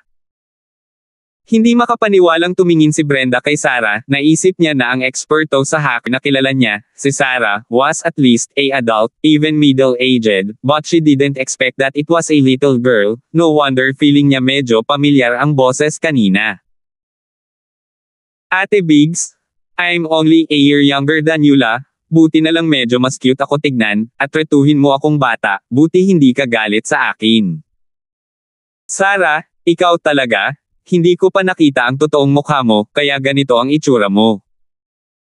Medyo masayang sabi ni Brenda, gayunpaman, hindi masaya ang mukha niya, kundi isang magaang tingin, tumatawa o umaakyat para sa isang yakap o isang bagay na mas imposible, hindi siya ganitong uri ng tao. Ate Biggs, nakilala kita noong una kang dumating dito bago ang bagong taon noong nakaraang taon, bagaman hindi kita na video, ngunit noong hacker ako, nakita kita sa surveillance. Akala ko nakilala mo ako at hindi mo ako pinansin. Ceres, I'm sorry. I really didn't recognize that it was your voice at the moment. I just thought it sounds familiar, but I don't like to pursue why it's familiar. I stopped being an assassin after that mission. Sa palanan, pagkatapos ay nagpunta ako sa Martial Arts Academy at nawalan kami ng komunikasyon, nagpapasalamat ako sa iyo sa lahat ng tulong na ibinigay mo sa akin sa 3 buwang iyon. Walang anuman. 3 buwan pa lang magkakilala sina Brenda at Sarah, kaya hindi ito masyadong pamilyar, isang magiliw na kakilala lang. Manam. Tumango si Brenda, pagkatapos ay naubusan ng mapaksa at bumalik sa kanyang silid, sa pag-aakalang makakalipas ang ilang araw ay muli siyang lumabas. Pumasok si Lance sa looban. Si Bella ay abala, Lance, paano ito? Sino ang nagpadala ng isang tao upang patayin ka? Hindi ko alam, ang 40 prinsipe ay nag-iimbestiga, hayaan mo muna akong bumalik, isa-isa lang, nandito ba si Brenda? Tumingin si Lance sa pintuan ng kwarto ni Brenda at sinabi. Well, kara-rating lang. Sabi ni Bella. Dumating si Brenda pagkatapos ng bagong taon, at hindi alam ni Elsa kung kailan siya pupunta rito, kaya dapat sa susunod na 2 araw. Naglakad si Lance sa pintuan ng kwarto ni Brenda at kumatok sa pinto. Branchya. Binuksan ni Brenda ang pinto. Brenda, Happy New Year. Sabi ni Lance. Manam. Bahagyang tumango din si Brenda. Walang imek na ngumiti si Lance, inakala ng mga hindi nakakaalam na siya ay walang regalo, tanging ang mga nakakaalam lang ang nakakaalam na siya ay isang napaka-withdrawn na tao na bihirang makipag-usap sa sinuman, si Lance ay maaaring ang lalaking kumausap sa kanya. Ang pinaka. Bakit ang aga mo dito? Tanong ni Lance. Tumango si Brenda at sinabing, Lance, nag-isip ako ng paraan para magamot ang iyong lason. Hindi. Nagulat si Lance, ang tatlong bangkay na sutra ng pamilyang Harrison na sinaunang lason na tinamaan sa kanya ay pinagaling ni Brenda, si Lance ay medyo hindi makapaniwala sa kanyang talento sa pagkalason. Pumasok ka, bibigyan kita ng panlunas sa lason. Dir-diretsyong sabi ni Brenda. Mabuti. Nag-aalala si Lance kung paano gagamutin itong 3-corp scripture ancient poison, malapit nang matapos ang isang buwan, ngunit hindi niya inaasahan na nakahanap si Brenda ng panlunas para sa kanya. Isinara ni Brenda ang pinto ng silid, sina Bella at Sarah ay naghihintay sa labas. Kumuha si Brenda ng itim na tela at sinabing, kailangan kitang takpan. Kailangan mo pa ring ma-blindfold para sa antidote. Napuno ng kalituhan si Lance. Huwag kang magsalita, mas mabuti kung hahayaan mo ang iyong sarili na makatulog. Piniringgan ni Brenda si Lance. Mabuti. Hindi na ito inisip ni Lance at agad na hinayaan ni Brenda ang kanyang sarili na matulog, ito ay dapat na mas mahusay na panlunas sa lason. Sa katunayan, ang pagtatakip ni Brenda kay Lance pati na rin ang pagpapatulog sa kanya ay walang kinalaman sa panlunas sa lason. Ang dahilan kung bakit ginawa ito ni Brenda ay dahil ayaw niyang malaman ni Lance ang kanyang paraan ng pag-detox ng lason. 688.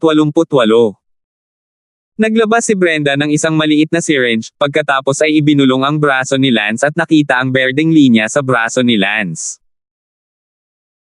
Ang syringe ni Brenda ay tumusok sa braso at dahan-dahan, inilabas ang lahat ng lason mula sa katawan ni Lance papunta sa kanyang sariling katawan. Biglang namutla ang mukha ni Brenda. Tama, ang panlunas na natagpuan ni Brenda ay ang paraan ng pagguhit ng lason ay ang pagtatanim din ng lason na ito sa kanyang sariling katawan, na naging sanhi ng pagkalason ng dalawa sa 3-corp sutra ancient poison. Pagkatapos, gamit ang pamamaraan. Siya ay nagsaliksik, pagkatapos ay kukunin niya ang lahat ng lason mula sa kabilang partido patungo sa kanyang sarili. Sa sandaling ito, ang mukha ni Brenda ay mapatla, siya ay nalason ng 3-corp scripture ancient poison. Gayunpaman, patuloy na iginiit ni Brenda na hindi pa neresolba ni Lance ang lason, dahil hindi pa sinisimulan ni Brenda ang lason. Sa madaling salita, ang tinatawag na atraksyon ng lason ay isang paraan ng pag-akit ng katulad na uri upang maakit ang lahat ng lason mula sa katawan ni Lance papunta sa kanya. Nag-ingat si Brenda, at pagkaraan ng halos isang oras, lahat ng lason sa katawan ni Lance ay napunta sa kanya. Isang malinaw na berdeng linya ang nasa braso ni Brenda, habang wala ito sa katawan ni Lance. Hindi rin ginising ni Brenda si Lance at hinayaan siyang makatulog, siya mismo ang kumagit sa kanyang labi, kumuha ng isang dakot ng makamandag na damo mula sa isang bag, at pagkatapos ay kinain ang lahat ng ito ng hilaw. Ito ay may isang malaking pagkakaiba, ang makamandag na damong ito ay hindi papatay ng sinuman, ito ay magpaparalisa sa puso ng isang tao, pagkatapos na maparalisa, kahit na ang puso ay hindi maramdaman ang kanyang pagtibok, at ang kanyang bilis ng tibok ng puso ay lubhang nababawasan, at ang buong katawan ay magiging malubhang na pinsala, ngunit ang kanyang puso ay hindi aatakihin ng anumang iba pang lason. Sa ganitong paraan, ang tatlong bangkay na sutre sinaunang lason na tinamaan ni Brenda ay maaaring maprotektahan ang pusong nakabalat kayo, upang hindi ito mauwi sa pagkalason hanggang sa mamatay. Si Brenda ay magkakaroon ng mas maraming oras upang makahanap ng panlunas sa lason, ngunit ang 3-corp scripture ancient poison ay kinain ang mga Meridian, na hindi nalutas ni Brenda. Ang dahilan kung bakit niya iginuhit ang 3-corp scripture ancient poison sa kanyang sarili ay dahil, nadama niya na hindi siya isang martial arts practitioner, at hindi mahalaga kung ang kanyang mga Meridian ay naagnas, samantalang si Lance ay hindi, at kahit isa sa kanila ay magiging walang silbi kung ito ay naaagnas. Kaya naman, si Brenda ay hindi nag-atubili. Upang iguhit ang 3-corps Meridian Ancient Poison sa kanyang sarili, tiniis niya ang sakit ng paralysis ng puso, lubos na nabawasan ang mga function ng katawan, at ang mga kahihinatnan ng mga Meridian ay nabubulok, habang si Lance ay naligtas mula sa mga Meridian na naaagnas. Hindi siya magaling sa martial arts anyway, kaya basta paralisado ang puso niya at iningatan ang buhay niya, sapat na. Phew! Nang magising si Lance, hindi niya alam kung gaano siya katagal nakatulog, at nakita niya si Brenda na nakatayo sa kailaliman ng silid, nakatalikod ito sa kanya, na parang nagsasaliksik. Zuan, naalis ko na ba ang lason? Manam. Tumanggaw si Brenda, nakatalikod pa rin kay Lance. Alam ni Lance ang kanyang personalidad at naisip niyang ganoon lang siya. Kung si Lance ay lalapit upang tingnan ang kanyang harapan sa sandaling ito, malalaman niya na si Brenda ay mapotla at tila dumaranas ng matinding pananakit ng tiyan. Salamat. Walang anuman. Then lalabas muna ako. Sige, isara mo ang pinto, huwag mo akong pakialaman kung ayos ka lang, mag-aaral ko ng lason sa susunod na 2 araw. Hindi ka rin dapat magsipag, pa isa-isang hakbang. Alam ko. Si Lance ay lumabas ng silid at nilock ang pinto, si Brenda ay hindi pa lumilingon sa buong oras, at nakatayo sa harap ng isang mesa na may isa sa mga nakalalasong sangkap sa loob nito, abala sa isang bagay. Gayunpaman, nang lumabas si Lance sa silid, tila hindi na niya kinaya at bumagsak ang kanyang katawan, natatakpan ang kanyang tiyan at tinitiis ang matinding sakit. Haha, gumaling na. Masayang sabi ni Lance. Sinabi ni Sarah, nakakamangha talaga si Sister Biggs. Natawa din si Bella, maswerte rin si Sarah, kung hindi, mahirap gawin, hindi ba sinabi ng 40 prinsipe na mag-iisip sila ng solusyon para sa iyo, bakit lahat sila tahimik, siya man lang. Isang prinsipe, kung talagang pumunta siya sa pintuan para humingi ng panlunas, hindi ba mangangahas ang pamilyang Harrison na ibigay ito? Bumantong hininga si Lance, desidido ang pamilyang Harrison na sayangin ko ang aking mga Meridian, pinaponte ng ika-40 prinsipe ang mga tao sa pamilyang Harrison noong nakaraang taon at hiniling sa kanila na bigyan ako ng antidote, ngunit sinabi ng pamilyang Harrison na ang 3-corps Scripture Ancient Poison ay napakahirap i-develop, at ang antidote ay mas mahirap, at wala silang handa na antidote. Next month. Tapos nakaroad mo na yung isang Meridian. Oo, kaya pusong bakal ang pamilyang Harrison na hayaan akong magka-road sa isang Meridian at pagkatapos ay bigyan ng 40 prinsipe ng panlunas, kung ganoon, nagbibigay din ito ng paliwanag sa 40 prinsipe, at naka-road ko na ang isang Meridian, kahit na idmande ko ang emperador, kukunin ko ang pamilyang Harrison hindi umatras, bukod pa, napatay ko na rin ang higit sa 100 mga anak ng pamilyang Harrison, ang emperador ay walang masasabi kung nalaman niya, bukod sa, ang emperador ay maaaring hindi pa ako kinikilingan.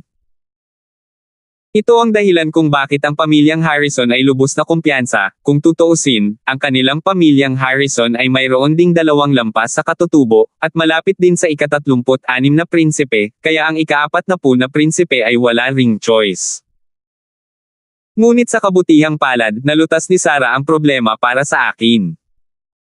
Malamig ang tingin ni Lance, itong pamilyang Harrison, tiyak na kailangan silang bigyan ng palabas sa hinaharap. Sa sandaling ito, 2 malalakas na lalaki na nakadamit bilang mga opisyal ay pumasok mula sa labas, silang 2 ay katutubo. Sino si Lance? Ako ay. Lance, ipinatawag ka ng Department 9 na pumunta ka agad, may nag-aakusa sa iyo at sa 40 prinsipe ng pagpatay. Sige. Pupunta ako dyan. Alis na.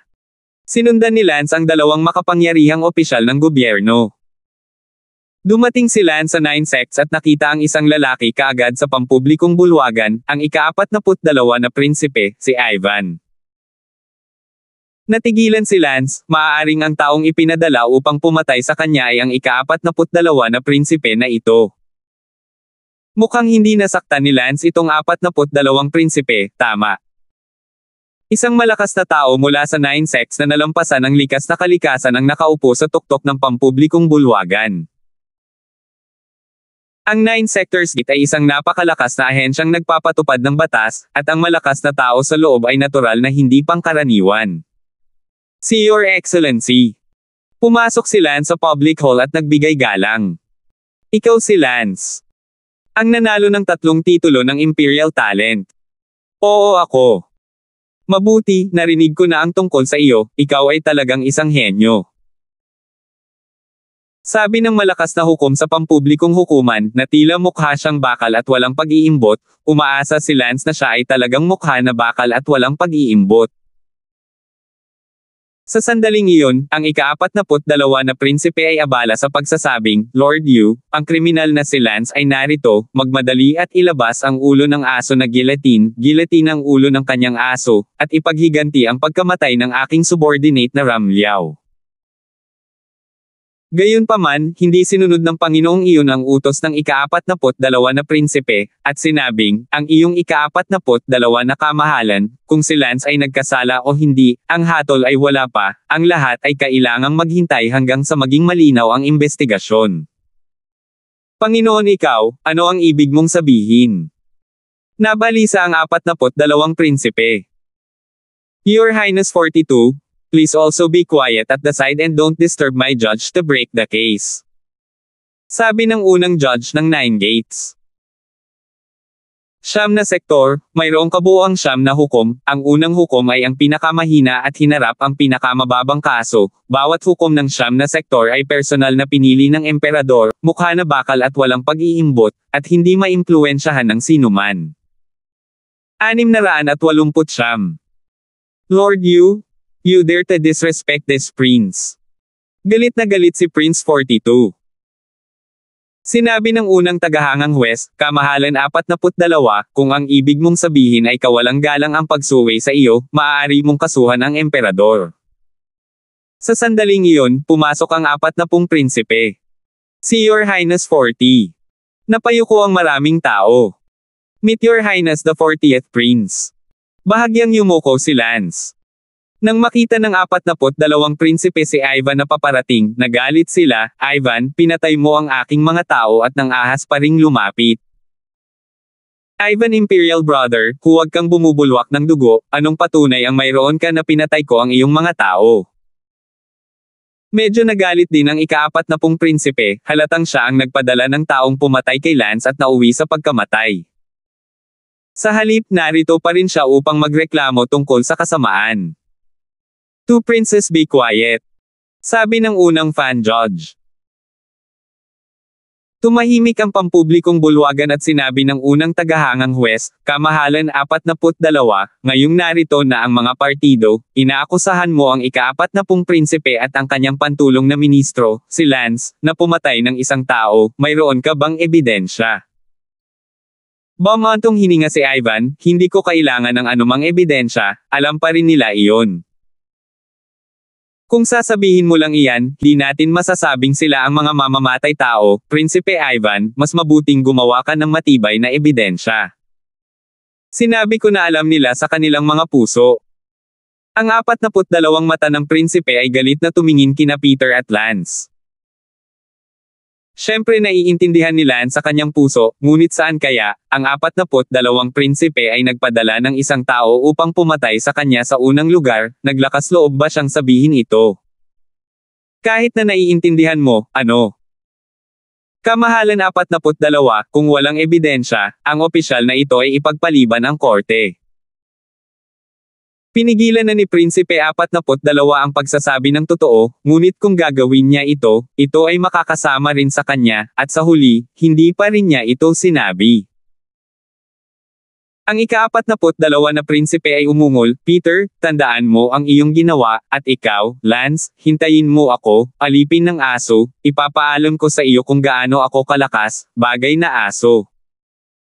Pagkatapos sabihin iyon, inihagis ng 42 prinsipe ang kanilang mga manggas at umalis. Ang panloob na galit ni Lance ay nakasalansan na parang bundok.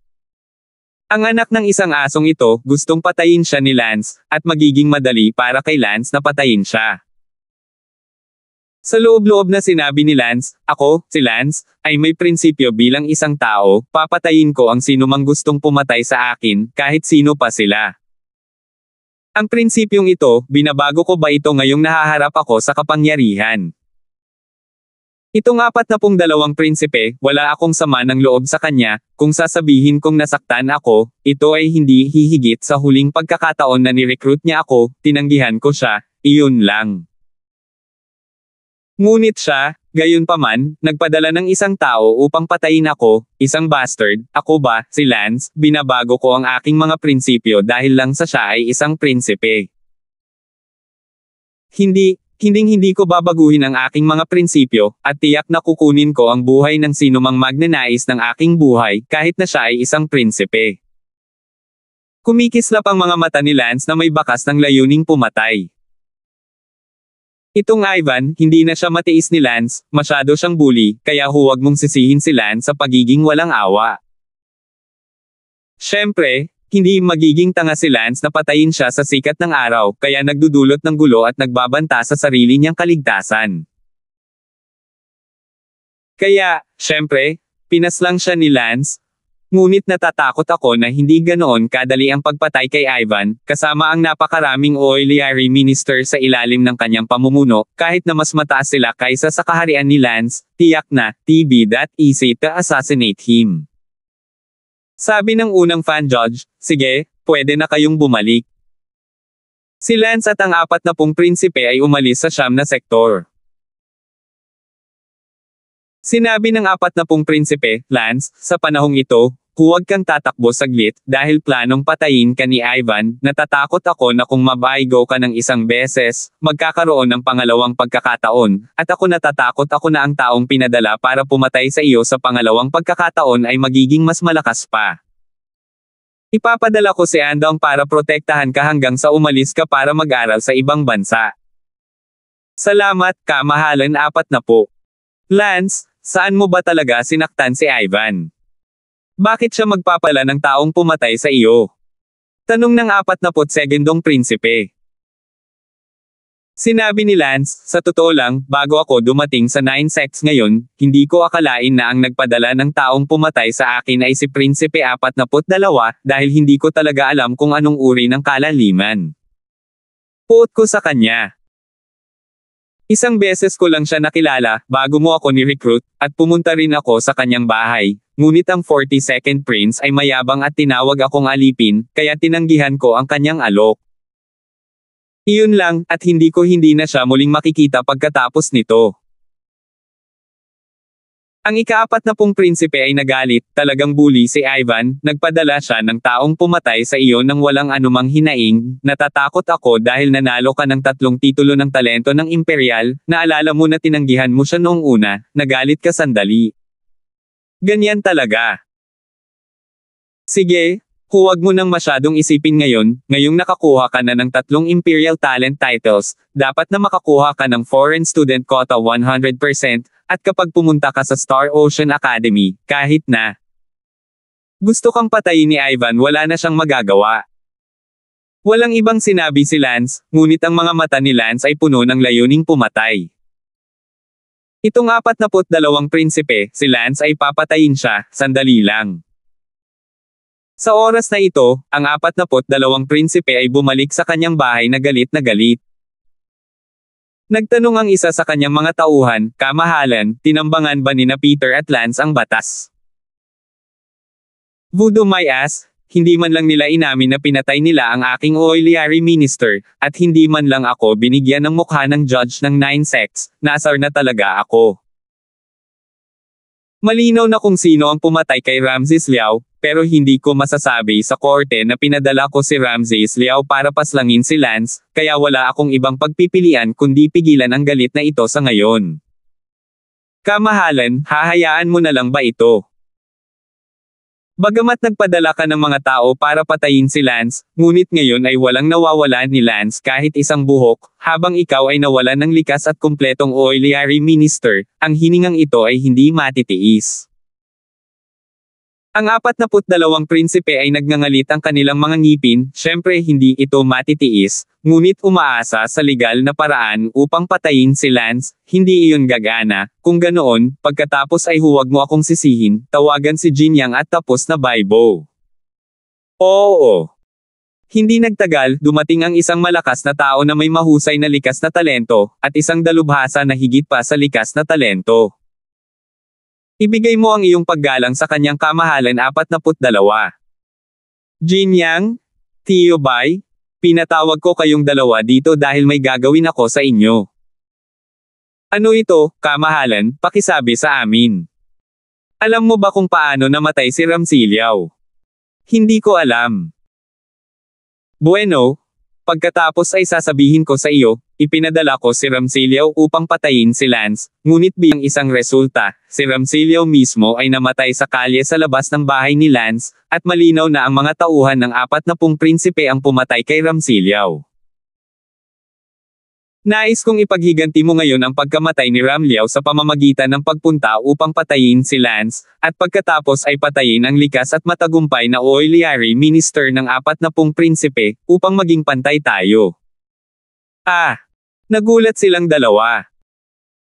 Jinyang, isa kang innate perfection, papatayin mo si Lance, at si Baibo, ikaw ay nasa Unity Realm, ikaw ang may pananagutan sa pagpatay sa innate perfection na iyon ni Peter. Okay, iyon ang mission, umalis na kayo. 690. Ito. Pumunta ka. Ang matandang iyon na tinawag na Baibo ay nagsabi, kamahalan, ang pagpatay sa pantulong na ministro ng isa pang prinsipe, ang bagay na ito ay hindi karaniwan, hindi ito dapat maging walang ingat. Baibo, hindi mo ba narinig ng malinaw, si Peter ang unang pumatay sa mga tao ko. Ngunit iyon ay dahil pinadala mo siya upang patayin si Lance sa unang lugar. Pinadala ko ba siya para patayin si Lance para mapatay niya ang aking mga tao? Sa bagay, galit ako. Bakit ang isang hamak na prinsipe ay maglalakas loob na patayin ang aking mga tao, sa pagkakataong ito, kung hindi ko papatayin si Lance at ang likas na pagiging perpekto? Bantay niya, ako, si Ivan, ay hinding-hindi papayag. Bumalik si Lance sa kanyang tahanan. Alam ni Lance na ang 42 prinsipe ay tiyak na magpapadala pa rin ng taong pumatay sa kanya, at si Lance ay napuno ng galit at pagkadismaya, isang apoy na wala nang dapat ilabas sa loob. Kung talagang pinatay ni Lance ang 42 prinsipe at napag-alamang ginawa ito, kung gayon walang paraan para iwan ng buhay ang lungsod ng Starlang, ang maharlikang pamilya ay walang kapantay para sa kanya. Ngunit kung hindi niya papatayin ang lalaking ito, hindi ito magagawa ni Lance kung nakita niya kung gaano siya ka-arrogant at hindi makatwiran, at papatayin niya ito. Ano ba ang dapat nating gawin? Natatakot ako na kapag binabantayan ka ng isang prinsipe, ikaw ay magkaproblema sa hinaharap. Totoo bang mabilis ka lang makapag-aral sa ibang bansa? 1 segundo upang tandaan na basahin ang libro. Sa sandaling iyon, may sumigaw mula kay Bella, Brenda, anong nangyayari sa iyo? Agad na sumugod si Lance sa silid ni Brenda. Anong mali? Tumingin si Lance at si Brenda ay nakatayo sa bahay na may berdeng mukha. Brenda, ano ang nangyayari sa iyo? Ayos lang ako. Sabi ni Brenda, ngunit ang kanyang mukha ay nagsisimula ng maging asul. Brenda, sa totoo lang, sapat na ang sakit ng ulo ko ngayon, kaya huwag mo nang dagdagan pa, okay? Okay lang talaga ako. Brenda, inuutusan kitang sabihin kaagad sa akin, ano ang nangyayari sa iyo? Sigaw ni Lance. Sige, ako mismo ang magsasaliksik tungkol sa lason, hindi okay lang, lumabas na kayo, kaya ko ang sarili ko. Pinalis ni Brenda sina Lance at Bella. Brenda, okay ka lang ba? Wala. Biglang sumugod si Lance at itinaas ang braso ni Brenda, at biglang nakakita ng berdeng linya. 3-Corp Sutra Ancient Poison. Ano ang nangyayari dito? Binigyan mo ako ng panlunas sa lason, kaya bakit ikaw mismo ang tinamaan? Pasiga na tanong ni Don. Phew! Huminga ng malalim si Brenda. Brenda, hindi mo pa ba sasabihin ang totoo? Ako. Sabihin sa akin ang katotohanan. Well, Lance, wala talaga akong nakitang panlunas sa lason. Kung gayon bakit ang 3 bangkay na sutre sinaunang lason sa aking katawan ay itinaas? Ako kasi, iginuhit ko ito sa sarili kong katawan. Kalokohan, hindi ka ba natatakot sa sarili mong mga meridian na naaagnas, namamatay pa nga? Galit na galit si Lance, ngunit sa loob-loob, si Lance ay medyo hindi makapaniwala na gagawin ito ni Brenda. Hindi ako isang martial arts practitioner, ang galing ko lang ay lason, wala akong pakialam kung ang aking mga meridian ay kaagnasan o hindi. Kung tungkol sa kamatayan, nakontrol ko ito sa isang paraan o sa iba pa, ngunit ginawa ko. Huwag mong asahan na magiging asul, pero okay na talaga ako ngayon. Ngayong nasa katawan ko na ang 3-corp scripture ancient poison, mas lalo ko itong nararamdaman, mas mabilis akong makakahanap ng solusyon sa lason, trust me.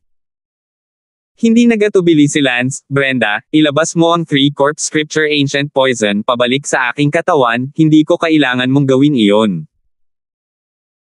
Si Bella na nasa gilid ay walang sinabi, na bigla siyang makita si Brenda na gumagawa ng ganoon para kay Lance, halatang may gusto si Brenda kay Lance kahit wala siyang sinabi. Lance, huwag kang magpakatanga, ibalik mo ito sa iyong katawan, mawawalan ka lang ng silbi, at iba ako, sige, lumabas na kayo, magsisimula na akong magsaliksik ng aking pamamaraan ng lason, ang 3. Corpse Sutre Ancient Poison ay nasa aking katawan, mas magiging madali para sa akin ang pagsasaliksik nito, napipilitin din ako. Ang puso at pakikibakan ni Lance, talagang ayaw niyang magkaroon ng malaking pabor kay Brenda. Sinabi ni Bella, Lance, makinig ka lang kay Brenda, kung ikaw ang gumamot sa iba, ililipat mo rin ang mga sakit nila sa iyo at pagkatapos ay pag-aralan mo sila ng dahan-dahan. Huminga ng malalim si Lance, Brenda, salamat, sa lahat ng ginawa mo para sa akin. Hindi na kailangan. Brenda, si Lance, ay may utang na loob sa iyo. Sabi ni Lance. Lumabas muna kayo. Sabi ni Brenda. Tahimik na lumabas si Lance sa silid ni Brenda. Nakatayo si Lance sa courtyard na nakatingin. Tanong ni Bella, tiyak na naantig ka. Hindi, nagulat ako, hindi ko inaasahan na gagawin niya iyon. Sabi ni Lance. Kung gusto mo ang isang tao, gagawin mo ang lahat para sa kanya, at hindi gagawin iyon ni Brenda kung hindi kanya gusto. Noon lang, lumabas si Brenda sa silid at biglang nagsabi, hindi, ginawa ko lang ito dahil nangako ako kay Lance na talagang bibigyan ko siya ng panlunas sa lason, ngunit malapit na ang deadline at ginawa ko, huwag mag-isip ng anumang gagawin, kaya huwag mo akong intindihin. Bumalik si Brenda sa silid pagkatapos magpaliwanag at isinara ang pinto. Hindi maintindihan ni Brenda kung bakit kailangan niyang itanggi ito, malinaw na nasa puso niya si Lance, ngunit ipinaliwanag niya ito sa paraang ito, hindi na niya naiintindihan ang kanyang sarili, marahil ay gusto lang niyang gawin ang lahat ng tahimik at hindi gustong magpapasalamat kay Lance sa kanya dahil dito o kung ano. Tumingin si Lance kay Bella at umiling, magkakamali ka sa kahulugan ng mga tao, sabi ko sa iyo, wala akong gaanong pakikipag-ugnayan sa kanya, paano ako? Sige. Wala ako sa mood na mag-isip tungkol dito sa ngayon, at hindi ko alam, kailan kaya magpapadala ang 42 prinsipe ng taong pumatay sa akin muli, at kung ang 40 prinsipe ay talagang may taong lihim na nagkukubli sa mga anino, para talaga akong saranggola sa langit ngayon, napaka-vulnerable. Pakiramdam ko ay hindi ko kontrolado ang buhay ko, ngunit ng isang pares ng di nakikitang mga kamay, ang maharlikang pamilya ng North Empire, at walang makakalaban dito. Kamay. Kahit na ang isang prinsipe ay kayang magbigay ng buhay sa akin kung gugustuhin niya ako, at ang kamatayan kung gugustuhin niya ako, gusto kong kumawala sa damdaming ito ng labis, ngunit hindi ko alam kung anong antas ang kailangan kong marating upang makalaya mula sa ang pakiramdam na ito. Naikuyom ni Lance ang kanyang mga kamao ng napakahigpit. What? It's the 42 princess who sent someone to kill you. Oo, itong basura. Gusto ko talaga siyang patayin sa 9 sects, kung walang tao, binaril ko na siya at pinatay, hindi ko talaga mapigilan. Lance, Huwag kang pabigla-bigla, patayin ang prinsipe at nalaman, kaaway iyon ng pamilya ng hari. Pero gusto niya akong patayin. Sabi ni Lance na may malamig na mga mata. Ngayon gusto kanyang patayin, ikaw lang at ang kanyang galit, kailangan mo lang siyang ipagtanggol mag-isa, ngunit kung papatayin mo siya, ngunit maging kaaway ng imperyo, sa oras na iyon, walang paraan upang ibalik ang tubig, mga bagay. Hindi pa naabot ang pinakamasamang hakbang, huwag mong gawin ang plano na ito kung ito ay talagang mauuwi sa ganitong masamang antas, pagkatapos ay mag-improvise. Ngayon ay magpapadala pa rin siya ng isang tao na pumatay sa iyo, sigurado ako na ang 40 prinsipe ay gagawa ng ilang proteksyon, ikaw ay isang henyo sa 3 titulo ng Imperial Talent, hindi ako naniniwalang madali kang papatayin. Payo ni Bella. Forget what they doing, keep on doing.